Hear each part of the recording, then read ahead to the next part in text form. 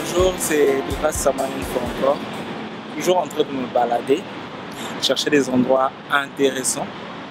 Et là, devinez ce qu'il y a de l'autre côté, c'est la Statue de la Liberté.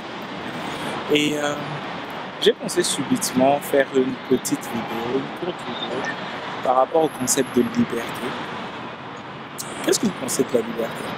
Moi, en fait, je pense que la liberté ne peut pas aller sans discipline. Je pense que le concept de liberté et de discipline vont ensemble.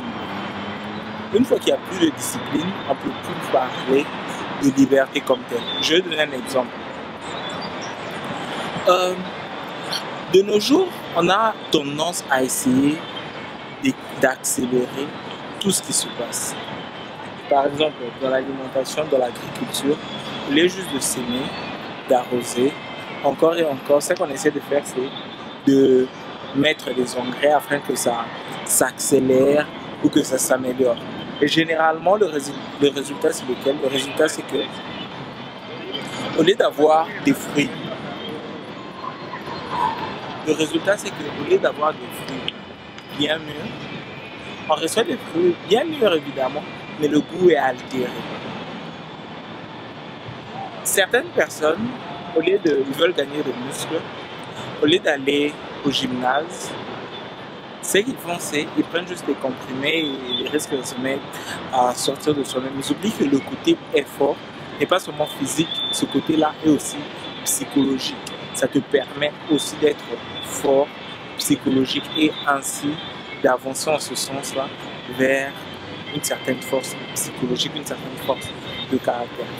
Quelqu'un d'autre pourrait se poser par la question de savoir, mais comment ça se fait que on est là, on essaie de faire avancer les choses, mais les choses n'avancent pas comme il se doit. Des fois, c'est simplement parce qu'on met de côté la notion de sacrifice. Et sans sacrifice, sans effort personnel, il n'y aura pas vraiment de changement. Je vais donner un autre exemple. L'autre exemple serait par exemple un pays qui, au lieu de développer, d'atteindre une certaine maturité, pour que ceux qui vivent dans ce peuple-là, ou ceux qui constituent ce peuple-là, se mettent à travailler durement pour que tout le peuple aille de l'avant. Ce qui se passe, c'est que le peuple n'attend que des aides étrangères, des aides venant de l'extérieur, des millions de dollars de dettes. Ce qui va se passer, c'est qu'avec le temps, ces personnes-là vont perdre l'habitude de travailler. Et ils seront là seulement à paresser et à ne rien produire. Donc, on doit comprendre que le concept de liberté ne vient pas tout seul, il vient avec une contrepartie. Ce concept-là vient avec une contrepartie et cette contrepartie-là, c'est le travail, c'est beaucoup de travail.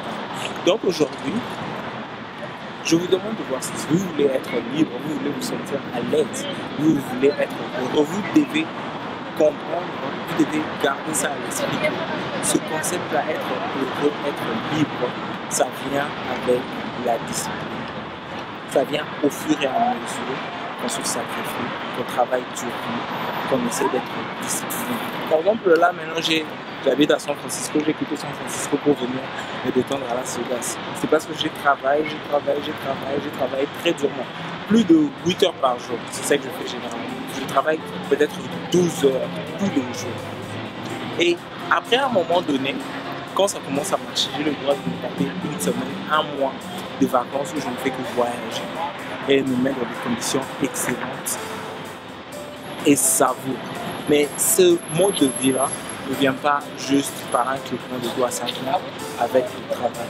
Et c'est même ça le problème. Dans beaucoup de cultures, on montre que les résultats, on ne montre pas le dur labeur qui a précédé ces résultats.